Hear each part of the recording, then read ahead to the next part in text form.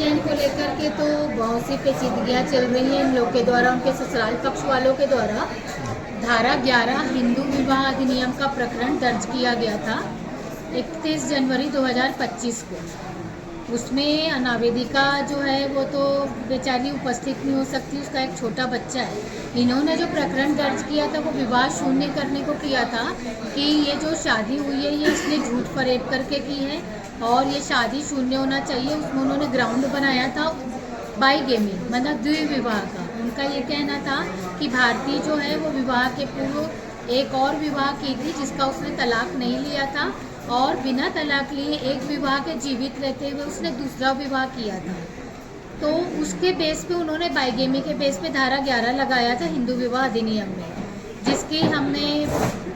जो उसमें जवाब देना था हमने जवाब देना उचित नहीं समझा। मैंने उसमें ऑर्डर 7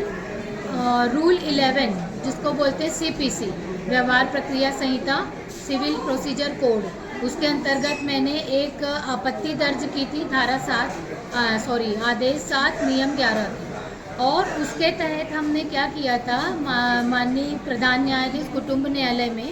ये हमने एक अपना आपत्ति दर्ज किया था। उस आपत्ति में हमारे अपोनेंट थे राजकुमार तिवारी सर इसमें पैरवी किए थे और उसमें हमने ग्राउंड बनाया था जिसमें हमने ग्राउंड लिया था इसमें संविधान में हिंदू विवाह अधिनियम की धारा 2.2 ये बोलती है कि कोई भी अनुसूचित जनजाति की महिला या पुरुष उनके विरुद्ध हिंदू विवाह अधिनियम 1955 के अंतर्गत कोई भी प्रकरण दर्ज नहीं किया जा सकता। चूँकि आवेदक जो हैं इनके जो ससुराल वाले हैं उन्होंने धारा 11 हिंदू विवाह अधिनियम के अंतर्गत इसका विवाह शून्य का प्रकरण दर्ज किया था। माननीय न्यायालय के समक्ष हमारी आपत्ति थी। इसके अलावा हमने एक दूसरी आपत्ति में ये भी लगाया था कि संविधान का अनुच्छेद 366 का खंड 25 उसके अंतर्गत भी ये बात बोली गई थी कि यदि इनके विरुद्ध कोई प्रकरण लगाना है धारा 11 अगर उन्होंने लगाया है तो 366 का खंड 25 ये बोलता है कि इन्होंने जो प्रकरण दर्ज किया है इसमें इनको मतलब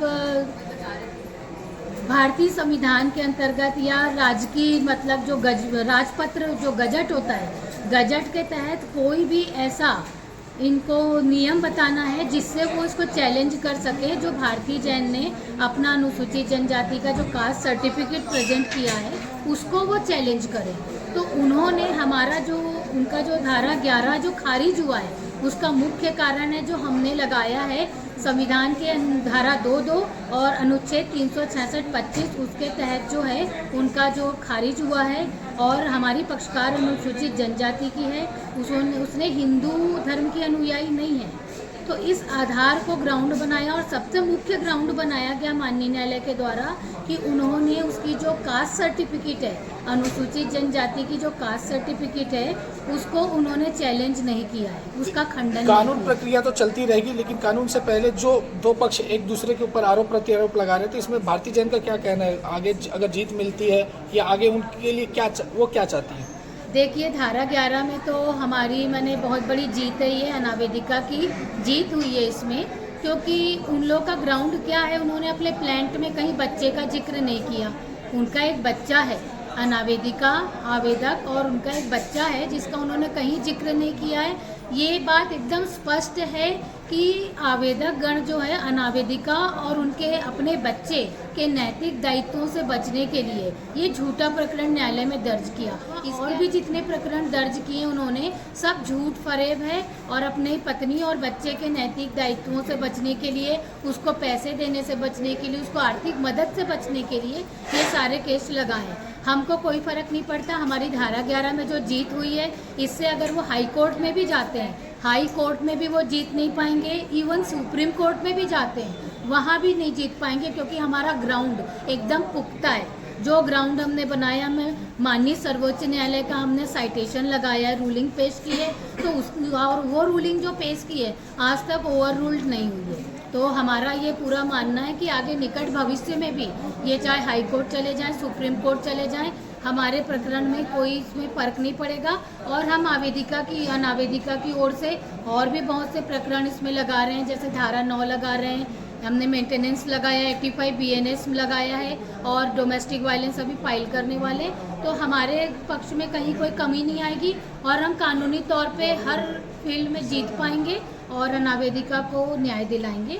हर प्रक्रिया में ये लंबे प्रोसेसर और प्रक्रिया में चलते रहता है, लेकिन कुछ समय के बाद ये होता है कि एक समाधान ढूंढना चाहिए। तो भारतीय जैन की तरफ से ऐसा कुछ विचार है कि जो देखिए, भारतीय जैन की तरफ से तो ये है कि वो तो बाइज्जत अगर सम्मानपूर्वक माँ और बच्चे को, अपनी पत्नी और बच्चे को ले जाते हैं, उनको स्वीकार करते हैं, तो वो जाने को तैयार है। चूँकि अभी 144 का जो इंदौर में काउंसलिंग हुई थी मेंटेनेंस की, उसमें आवेदक ने साफ मना कर दिया कि मैं उसको नहीं रखना चाहता। ठीक है, अगर नहीं रखना चाहते तो चूँकि वो सामाजिक रीति रिवाज से आपने उससे विवाह किया, वो आपकी ब्याहता पत्नी है, तो फिर उसके एवज में आपको फिर बच्चे के भविष्य को देखते हुए, जैसा आपका कहना है, आपका मुँह ज़बानी हमारा 200 करोड़ का बिजनेस है, तो जैसा आपका लिविंग ऑफ स्टैंडर्ड है, उसके समकक्ष आपको अपने पत्नी और बच्चे को जो है वो आर्थिक सहायता देना पड़ेगा। अगर आप उसको नहीं ले जाना चाहते हैं पत्नी के रूप में, तो आर्थिक सहायता आपको देना पड़ेगा और वो